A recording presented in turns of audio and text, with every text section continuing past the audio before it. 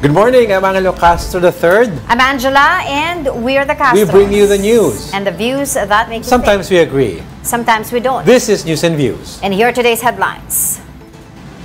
President Bongbong Marcos said that 7 individuals with outstanding arrest warrants linked to the flood control controversy are now in custody of authorities. Senator Ping Lacson says he turned down offers to join a so-called civil-military junta.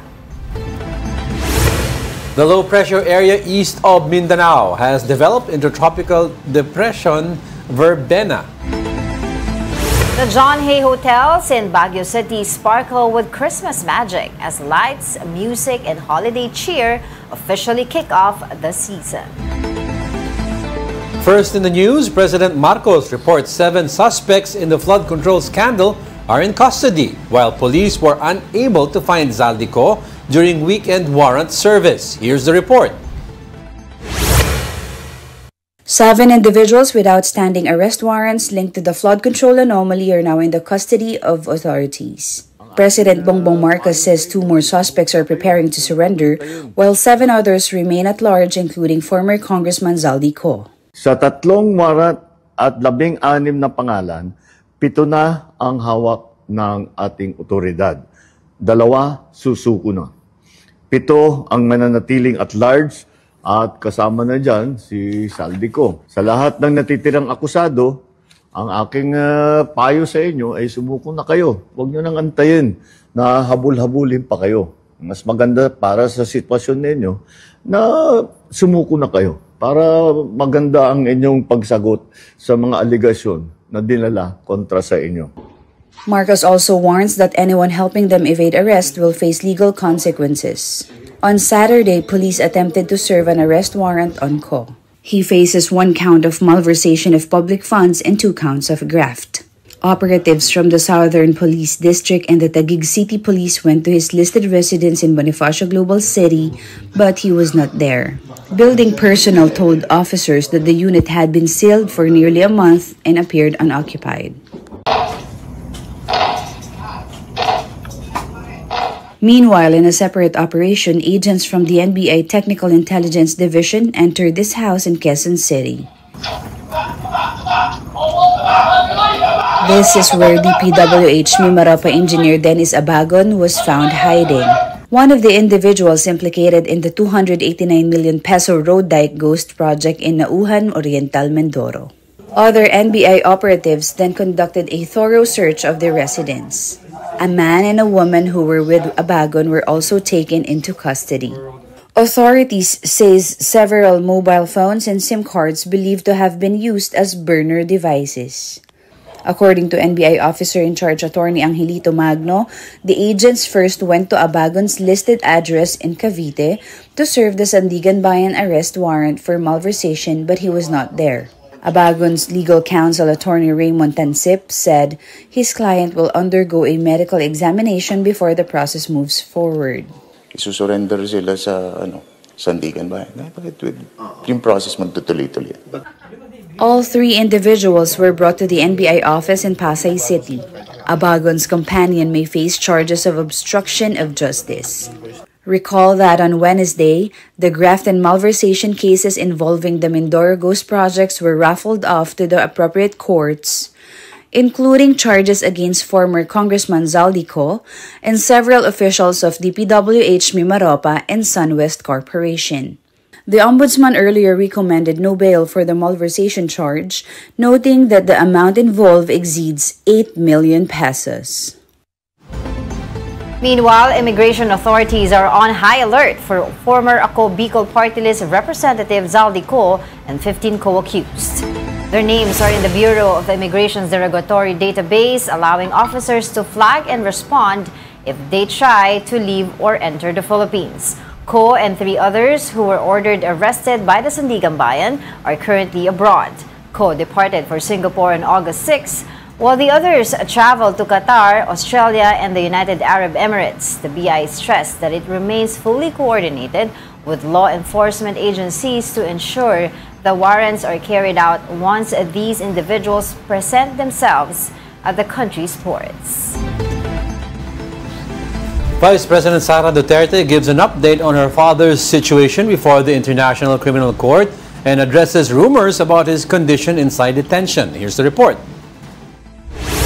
Vice President Sara Duterte is hoping for favorable news from the International Criminal Court as its pre-trial chamber prepares to decide on the appeal for the interim release of former President Rodrigo Duterte. The ICC earlier confirmed the decision will be released on November 28. We hope to hear good news for the public hearing on his on the appeal for his interim release on November 28th. But if not, we will continue to the family will continue to support him in his stay in The Hague in the Netherlands, and of course continue to work with the defense team with regard to his legal case. VP Sara also dismissed rumors circulating online that the former president was found unconscious inside his ICC room. Daghanang nangutana kagabi kung tinuod ba tong nakita siyang unconscious sa iyahang room, dili to tinuod o walay nahitabo nga ingato. Meanwhile, the Presidential Anti-Organized Crime Commission confirms the Philippines has requested an Interpol Red Notice for former presidential spokesperson Harry Roque. Our Red Notice alerts all member states to locate and arrest a wanted person. Dalawa ang basis po natin for requesting an international arrest warrant, a red notice.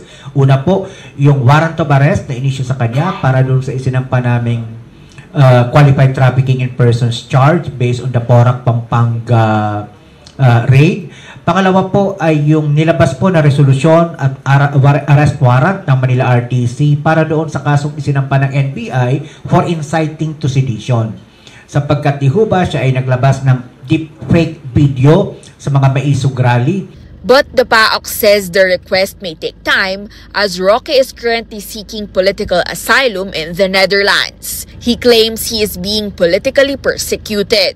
For now, Roque is only under a yellow notice which tracks movement but does not authorize arrest. Yellow notice pa lamang po ang meron kay Ginong Roque. Basically, it only informs the requesting party of his locations, movements. I am not particularly privy to the discussions on how the Interpol in France will release the red notice in relation to Mr. Roque. Pero I guess, I could hazard a guess by saying na siguro they have to, his asylum petition will have to be resolved first.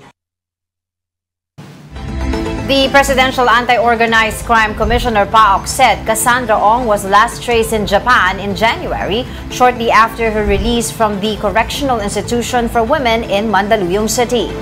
PAOK has no information on whether Ong has left Japan. There was also no arrest warrant issued against her at the time she left the country. Ang last movement na na-track po namin, personally, and PAOK professionally, ay Japan. Yun po yung last namin na na-track na movement ni Cassie Leong. After that, we have no more idea where she went. I think she left around January. Wala na po siya ng Pilipinas. Mahirapan ng matrack ang movement niya mga late Enero.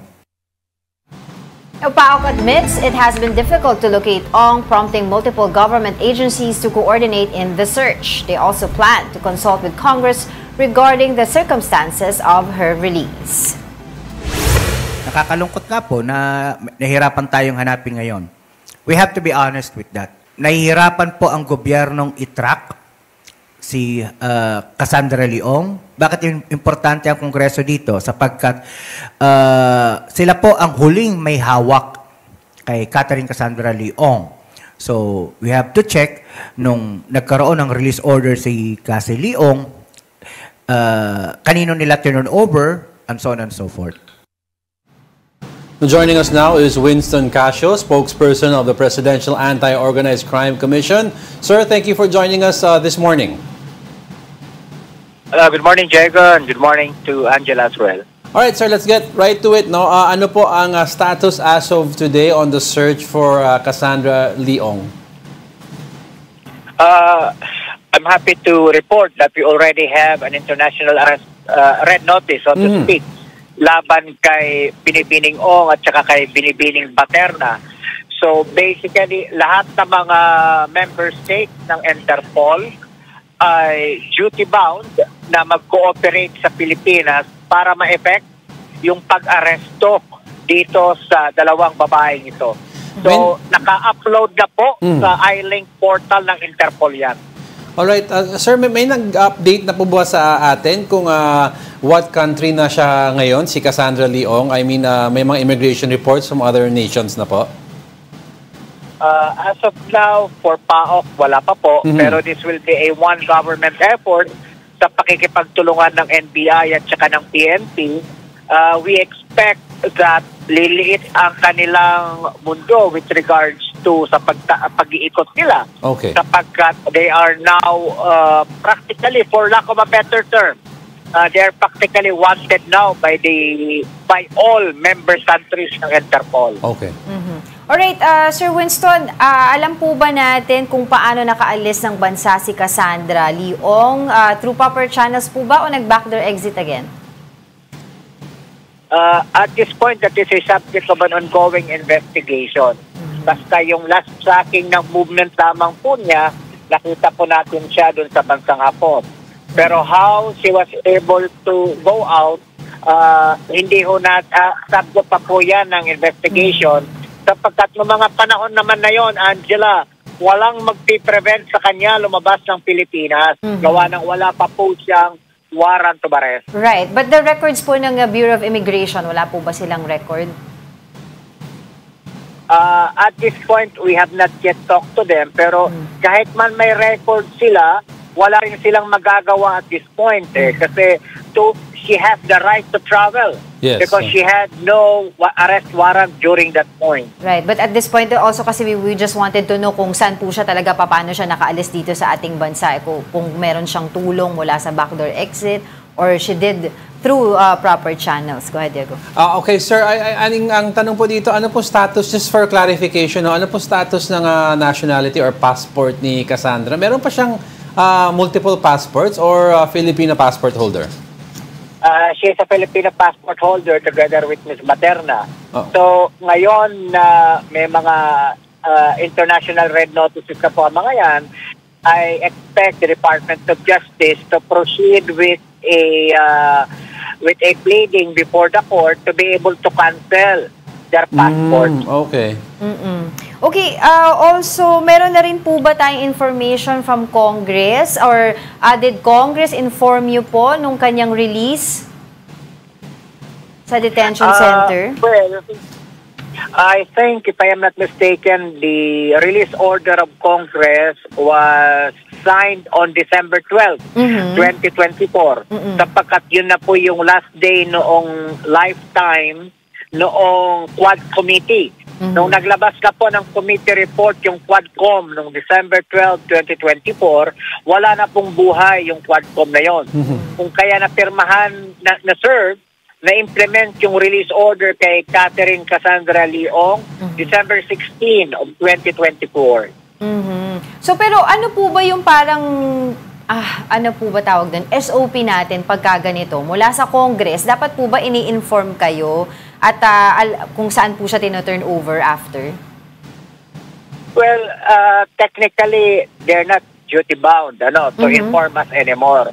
Kasi wala naman pong kaso. Hindi po natin pwedeng bantayan ang isang tao ng 24/7 sapagkat yan naman po ay magiging paglabag sa kanyang karapatang pantao. Sapagkat ng mga panahon na yon, wala pang, bagamat meron nang na-file na complaint, wala pa po siyang kaso. Kapagkat wala pang resolusyon yung kasong isinampa namin noon, so hindi pa umaakyat yung information doon sa korte. Nung Mayo lamang ng kasalukuyang taon, umakyat sa korte yung information doon sa naging kaso ni Catherine Cassandra Leong. But moving forward po, can we cancel her passport na now? you cannot cancel it ipso facto. It has to go through a court process. Kinakailangan po magkaroon ng court order na magkakansila ng kanyang pasaporte. At yan po ay alinsunod doon sa bagong batas natin sa passport. Sir, I'd like to ask lang also in relation to this, ano yung update po sa mga kapatid po ni Alice Guo? I think si Sheila at yung lalaki. Are we monitoring them also?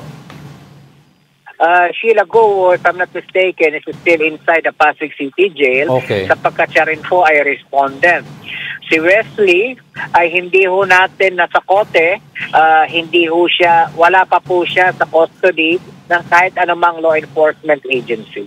Alright, sir. And tas may nagsasabi po daw na yung supposed father daw ni Alice Guo, yung one of the masterminds po. Meron pa tayong report as to where he is right now? Angelito Guo is beyond our reach because he is in China. He's in Fujian. The last that we tracked, he was in China. Okay. Okay, and hingi na rin po kami ng update dito sa ating ginagawa din tungkol kay Harry Roque naman po. I believe na under yellow notice po siya? We're double checking now kung ano talaga yung color notice kay Ginoong Roque. Ang yellow notice is for a missing person. Ang blue notice is basically informing the requesting country of the location and the status of the subject person. So we're double checking if it is yellow or blue.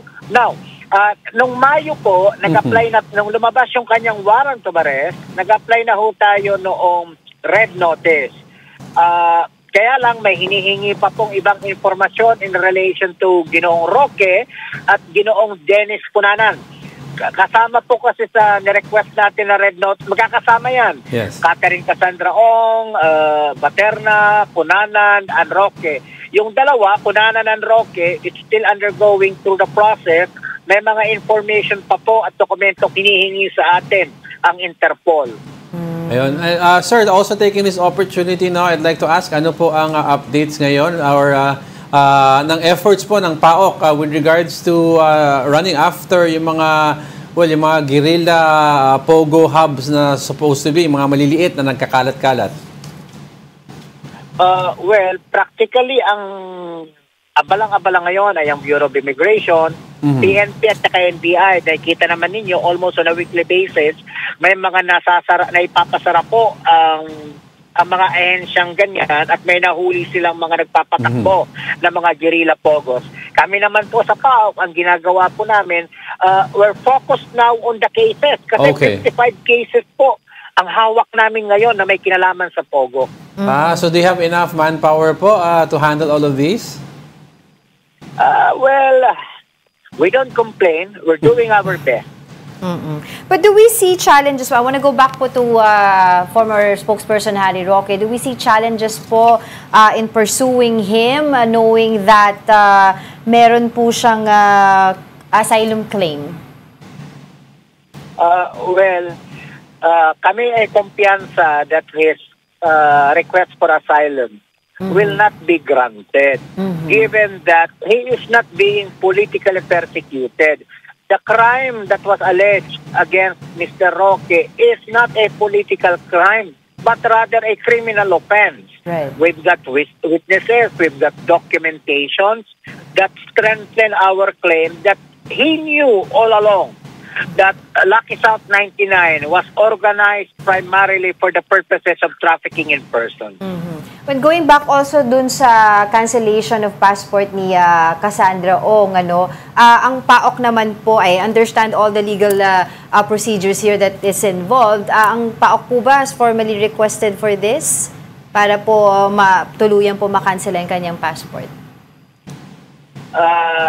That is the subject of an ongoing discussion now with regard to the cancellation of passports of all individuals with outstanding warrants of arrest in the country. So, most likely within the week or next week, we will have a clearer determination ano ang next legal move natin. All right. On that note, maraming salamat po sa inyong oras. Winston Casio, spokesperson of the Presidential Anti-Organized Crime Commission or PAOC. Thank you, ma'am. Now we'll be back with more stories after the break. Keep it here on One News.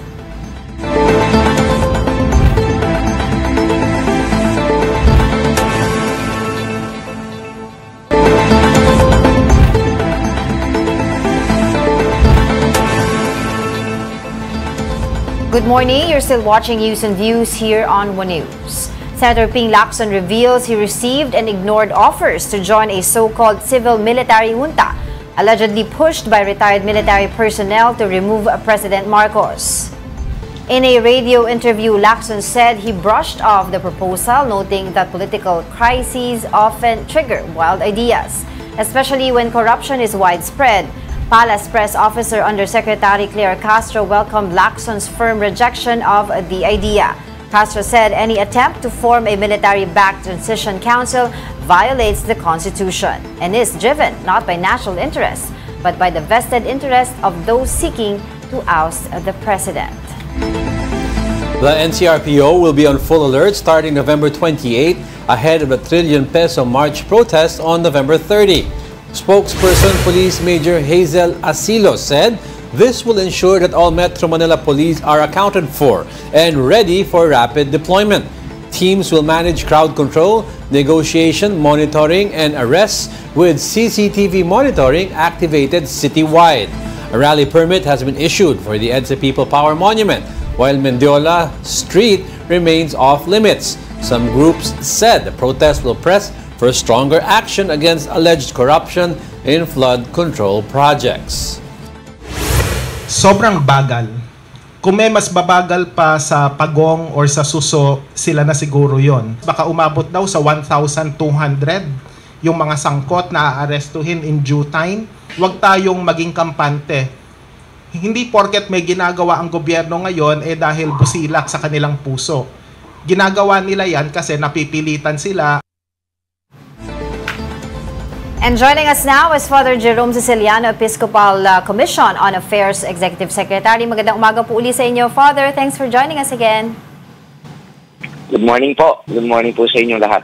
Okay, sige, let's talk about this upcoming November 30 rally on the stand of CBCP. First and foremost, sinabi po ni Professor Danilo Arrao na mabagal daw po ang ginagawa ng gobyerno. Do you also feel the same sentiment? Or kamusta naman po para sa inyo yung nangyayari ngayon ng mga pag-file ng cases ng administrasyon on the people involved on the alleged flood control projects na maanomalya?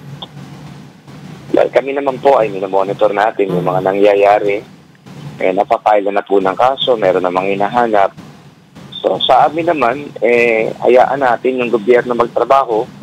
Pero kinakailangan talaga na tutuhanin natin yung ating pagbabantay din at pagiging vigilant. Dahil kapag halimbawa naging complacent tayo dito, baka nga yung sinasabing mabagal, wala nang patunguhan talaga itong ginagawang investigasyon.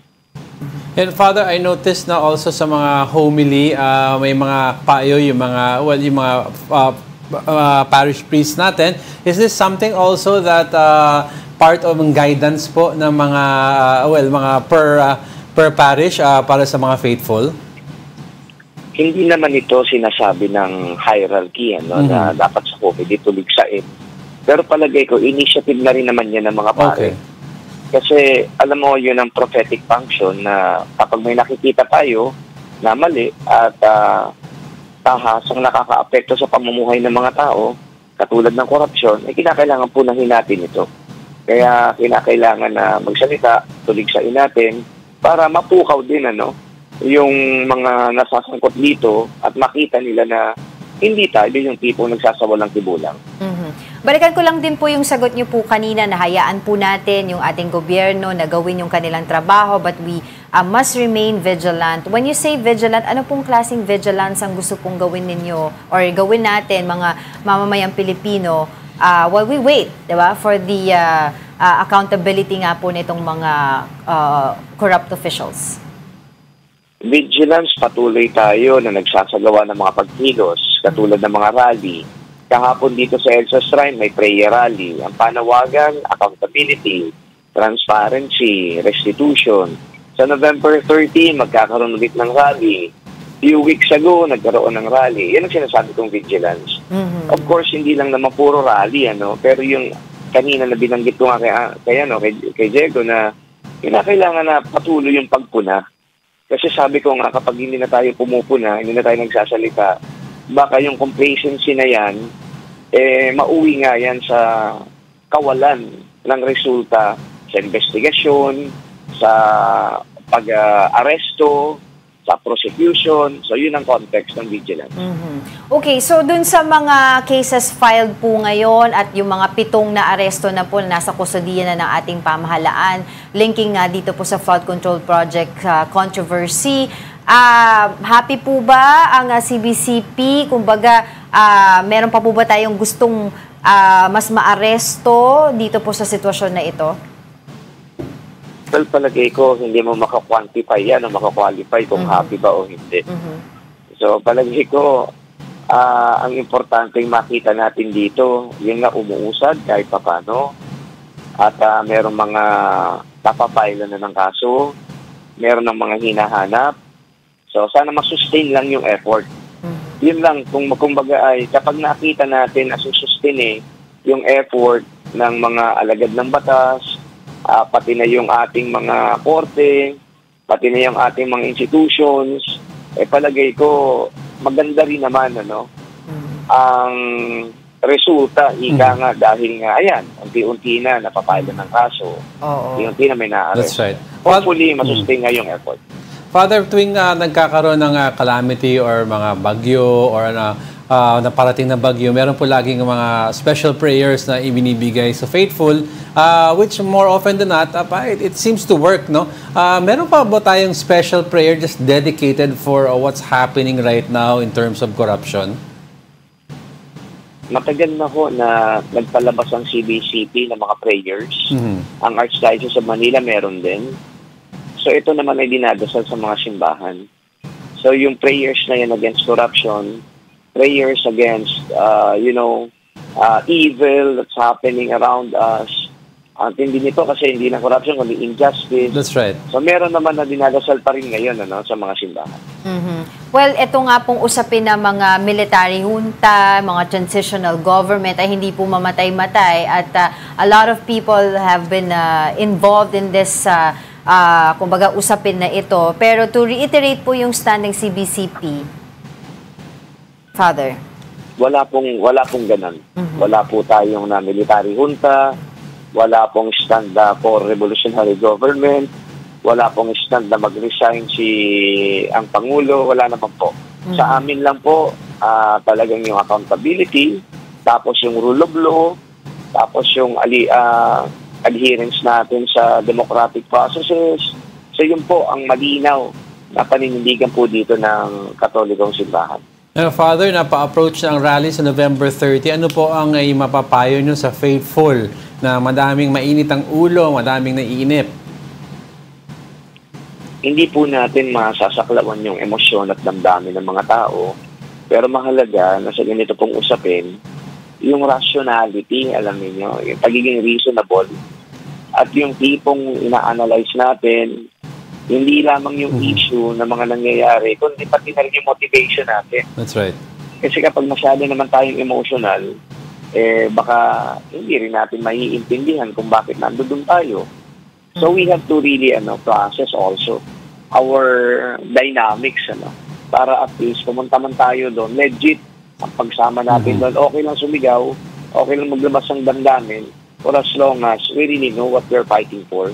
Tsaka yung messaging kasi napakahalaga kung halimbawa pupunta tayo doon, ang dami-dami nating demands, di ba? Baka naman yung rally, alamin natin, ano bang talagang layunin ng rally na to? Ano ba yung gusto nilang mangyari? Di ba? Dapat alamin din natin nun. But of course, we encourage people to join the November 30 rally. All right. Well, as always, thank you for your time, Father Jerome Ceciliano, Episcopal Commission. Thank you for joining us once again. Okay, thank you.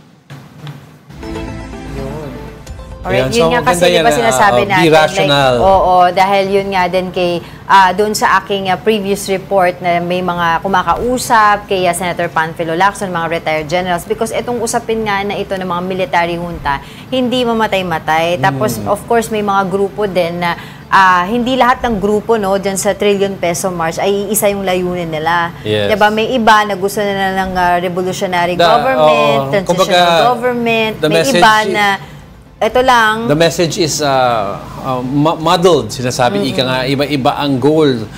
But for clarity, joining us right now is Attorney Erin Tañada, the President of the Liberal Party. Good morning, Attorney Erin. Thank you for joining us. Good morning, Jego, at good morning, Angela. All right, Attorney, it's November 30, malapit na. It's just around the corner. Compared sa last one that we had, I think no September. What can we expect this November 30? Well, we're expecting a bigger mobilization to be supported by different organizations and archdioceses around Metro Manila. At magsisimula ang programa sa People Power Monument ng alas 9 ng umaga at merong misa interfaith sa alas 10 and then patuloy ang programa all the way up to around 6 p.m. So, okay, just to be clear lang po, to give context po sa ating audience, ano po ba ang sigaw, no, ito pong grupo po ninyo, Attorney Erin, dito sa November 30 Anti-Corruption Rally? Because we believe na marami pong mga grupo din na sumasang-ayon na ayaw nila sa corrupt, pero may mga iba-ibang sigaw sila na i-resign yung dalawang presidente at vice president natin, revolutionary government, etc. Well, of course, hindi mo naman maiiwasan na may iba't ibang sigaw ang iba't ibang mga organizations, no? So, ang underlying, you would say, yung pareho na panigaw na sinisigaw ng bawat grupo, whether it's Luneta or whether it's People Power Monument, is managot ang lahat na sangkot sa korupsyon dito sa ating bansa. So, importanteng may ikulong, importanteng may kasuhan, at importanteng may kulong. Ngayon, outside of that, the next, I think, na maliwanag na nagkakaroon ng unity is yung usapin tungkol sa dapat wakasan na ang political dynasties dito sa ating bansa. But you don't call for stepping down ng presidente at saka ng vice president. We're clear on that. Iba yon. No, we are not making that call, but what we are saying is we have to follow the constitutional process, no? Dahil maliwanag naman kung ano yung succession doon na nakasaad. At ang mahirap dito kung mag-resign si Pangulo, sino yung susunod? That's right. Si Duterte, ayaw naman namin yon, no? So hindi pwede din sabihin yung sinasabi ng kabila na Duterte resign, Marcos resign. Well, we respect their position about that. Pero ang tanong, ano yung isusunod ninyo dyan? Ang panawagan ng iba, transitional government. Right. Yung panawagan ng iba, revolutionary government. Kami, naniniwala kami sa nakasaad sa ating saligang batas. So, sundan po natin. And those resign calls allowed sa trillion peso rally? Well, sa amin, we have agreed on what we would unite in, no? So we will leave it to, and it has explained to the different organizations kung ano yung pinaglalaban, at ito yung pinagkasunduan. Kasama dyan yung kailangan i-certify urgent yung independent commission on infrastructure filed by Senator Tito Soto and Senator Kiko Pangilinan in the Senate, and in the House si Senator Manay Laila. Yeah, no? So ito yung, these are things that can address issues on corruption, dahil nakikita nga natin mahina ang ICI in terms of wala silang karapatan na mag-contempt sa mga taong iniimbita nila na hindi sumisipot. So, That's right. So passing this law will even strengthen this independent commission. Attorney, on the way, right after yung September rally, we spoke to several groups that were part of this upcoming November 30 rally, and they said countdown po to November 30 in terms of yung satisfaction of the handling of this whole anomaly, no? Now that meron arrest warrants ongoing, but sabi ng iba, parang mga maliliit na isda daw ang may arrest warrant except for Zaldico. I'd like to ask yung stance ng grupo nyo po in terms of satisfaction of handling of the whole this whole mess. Well, kung titignan nga natin, Diego, we believe in the rule of law. So we have to follow the process as embodied in our Constitution and our laws on how people are charged, no? Ang mahirap dito, I understand the anger, and we should not let go of the anger. I understand the impatience, pero hindi naman pwedeng shortcut, di ba? Yung shortcut nangyayari, yung katulad ng EJK, walang due process, pinapatay na lang. Gusto natin yung mga kakasuhan natin may sapat na ebidensya. Hindi pwedeng after a few years, papakawalan dahil we were not able to prove beyond reasonable doubt. Lalong mawawalang kumpiyansa ang ating mga mamamayan sa judicial system natin na ayaw naman natin mangyari. So I understand the impatience, pero we acknowledge that the ombudsman is doing its role. Hopefully it will be faster, no? Pero yun nga, ayaw namin naman na maging shortcut yung buong proseso, na kasuhan yung lahat, tapos in the end of the day, hindi ginawa yung homework, no? Mapawalang bisa yung mga sangkot dito sa corruption. Okay. Yun ang mas masakit. Right. But I want to talk about the video statements of former Congressman Zaldico involving former House Speaker Martin Romualdez and the President himself. Do you believe also na dapat din ma-include si Pangulong Bongbong Marcos sa mga investigation na nangyayari ngayon regarding the anomalous flood control projects? Well, ang mahirap dito sa sinabi ni Zaldico, it's not under oath eh. Diba? And if anybody can make a video statement alleging or throwing accusations with regard to corruption, pero kung hindi yan under oath, it will not stand in court. So, ang panawagan nga, dapat umuwi si Zaldico, go in front of the ICI, no? Give a sworn statement, and then we will see, no, kung the President will be able to attend the ICI and answer these questions. But remember, under the Constitution, the President is immune from suit at this point, no? So he can avoid appearing in any investigation because of this provision in the Constitution. Okay. You were a congressman before, Attorney Erin, and probably alam mo yung mga ins and outs ng budget process. Ang isa sa mga sinasabi ni former Congressman Zaldico, nag-insert through BICAM, pina-insert sa kanya ni President Bongbong Marcos itong 100 billion. And ang argumento dito ng iba ay bakit niya daw pa yung gagawin kung pwede naman niya yung gawin sa NEP. Is that even possible, Attorney Erin? Well, again, first of all, tama yung sinasabi ng iba na the NEP is the President's budget. Kung ano man yung gusto ng Presidente, nilagay na niya sa NEP. Ngayon, sabihin po natin na merong nakalimutan, no? Is it impossible for the President to request that certain things be included in the budget? I don't think it is impossible.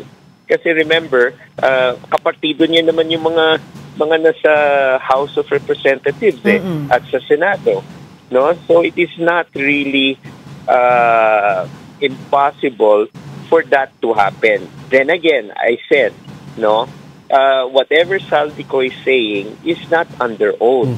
So it is true that the NEP includes all what the President wants. Pero it does not mean kung meron siyang nakalimutan, no, hindi niya pwedeng kausapin sino man o pwedeng ba ninyong isama pa ito. Yeah, there's nothing, we know that can happen. Possible. What is important, Angela, under the Constitution, the budget that was presented, kung 10 trillion yan, for example, hindi pwede lang lumabas sa General Appropriations Act na yung budget magiging 11 trillion. That's right. It is prohibited in the Constitution that there's an increase. Ang pwede lang ay decrease. Okay. Right. Attorney, I'd like also to clarify, no? Well, let's assume na all in good faith ang ginawa ng Pangulo, but do you believe meron siyang accountability in terms of being the signatory of the budget? Plus, based sa conversations with Attorney Toby Tiangco, with Congressman Tiangco, sinabi niya, November of last year, of 2024, alam na daw niya na may nangyayaring anomaly sa House, and he spoke to the Speaker about this, but didn't do anything till the SONA. Well, I think there is a growing consensus that the President is complicit in this. Because if he already also saw, no, in his SONA, he mentions mahiya naman kayo. No, I recall before the before the budget of 2025 was signed, nagkakagulo nga sa Malacanang because they had a problem because I think there was one agency that was receiving a higher budget allocation compared to the education sector, which is unconstitutional. And so they vetoed certain things. So it doesn't mean that hindi nila pinag-aralan yung budget line for line because naghahanap sila kung anong i-veto nila. Yes. So dapat at that point na nakita nga nila may problema sa flood control, and remember in 2024 he made in his SONA, he said he had solved the flood control problem in Metro Manila. And then a few weeks later, bumaha ng husto sa Metro Manila. So dapat nag-ingat nga siya. No? So by signing the 2025 budget and knowing na merong deficiencies, complicit siya. Alright, mabilisan na lang po, Attorney. Meron pa ba tayong plano after November 30 na rally? Of course, pag-uusapan and of course, titignan. No? Alam natin may announcement ang Ombudsman. Sabi niya by December 15, dadagdagan yung mga kakasuhan sa Sandigan Bayan. So, we will see. No, we will see. Kung hindi gagawin ng Ombudsman yung trabaho niya, then maybe it will call for another mobilization. Again, dahil hindi dapat mawala yung intensity, no, yung anger ng tao dahil ang pinagdarasal nitong mga sangkot dito sa corruption makalimutan ng taong bayan yung galit nila. Right. Maraming salamat po muli sa inyong oras. That was Liberal Party President Attorney Erin Tañada. Maraming salamat, Diego and Angela. All right, don't go away because we're not done yet. Please stay with us.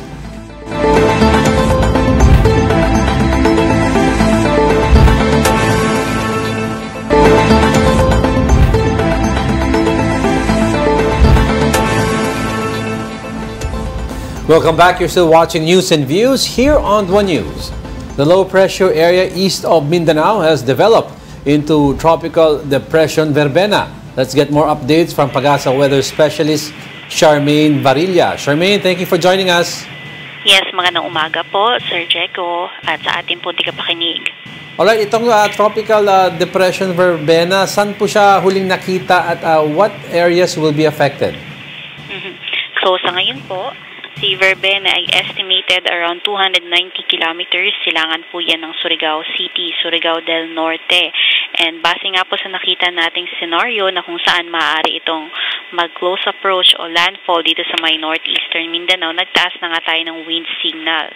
So So yung mga areas under wind signal ay i-reiterate lang natin sa southern portion ng Occidental Mindoro, southern portion ng Oriental Mindoro, Romblon, northern portion ng Palawan including Cuyo, Calamian Islands, mainland Masbate, maging dito nga sa Visayas sa may central and southern portion ng Eastern Samar, central and southern portions ng Samar, Biliran, Leyte, southern Leyte, Cebu, Camotes Island, Bohol, Negros Occidental, Negros Oriental, Siquijor, Iloilo, Capiz, Aklan, Antique, including Caluya Islands at Guimaras, and under wind signal number 1 sa may Dinagat Islands, Surigao del Norte, including Siargao, and Bucas Grande Islands, northern portion ng Surigao del Sur, Agusan del Norte, northern portion ng Agusan del Sur, Camiguin, at northeastern portion ng Misamis Oriental. So yung mga areas mentioned po ay expect na sa mga susunod na oras at araw ay makararanas ng mga bugso ng mga malalakas na mga paghangin. And in terms naman po ng mga paulan, ngayong araw malaking bahagi na po agad ng Visayas ang makararanas ng more than 50 millimeters at pinakamalalakas nga dyan ngayon kung saan malapit sa direktang dadaanan nito si Bagyong Verbena. So dito yan sa may Eastern Samar, Leyte, Southern Leyte, Dinagat Islands, maging dito ka sa northeastern parts ng Mindanao, kasama ang Surigao del Norte at Surigao del Sur. Okay, so bagaman nasa may bandang northeastern Mindanao, itong si Verbena, makakaranas din po ba ng mga pag-ulan yung ibang mga areas natin tulad sa may bandang Luzon, paakyat sa Luzon? Tapos kailan po lalabas ng Philippine Area Responsibility? Yes po, no, tama po kayo. Ine-expect po natin na meron pa rin pong may experience dahil dito nga po sa epekto ng shear line or ito nga yung salubungan ng mainit at malamig na hangin. Yung hangin nga po galing kay Verbena, tapos yung hangin from northeast monsoon. Pag nagsalubong po yan, nakakapamuo tayo ng shear line at sa ngayon nakaka-apekto nga yan dito sa may silangang bahagi ng Northern Luzon pababa hanggang sa Bicol region. Ine-expect natin na pagkalabas po nitong si Bagyong Verbena dito sa ating par, which is Thursday po yan ng madaling araw, ay mababawasan na po yung mga paulan. More on dito na nga lang yan sa may Palawan and some parts ng western parts ng Visayas and Mindanao pa. So expecting po tayo na tuloy-tuloy ang mga paulan sa malaking bahagi ng Luzon, Visayas, especially dito nga sa may Visayas and northern parts and eastern parts ng Mindanao for the next 3 days. Alright, thank you so much for your time. Pag-asa Weather Specialist, Charmaine Varilla. In sports, the race for the semifinal spots in the UAAP Men's Basketball Tournament is heating up. Top seed NU Bulldogs faced off against the UST Growling Tigers in a much-anticipated matchup. NU took an early lead and held a slim 38-37 advantage at halftime. In the third quarter, UST's Jello Crisostomo and Amiel Asido sparked a turnaround, giving the Tigers the momentum.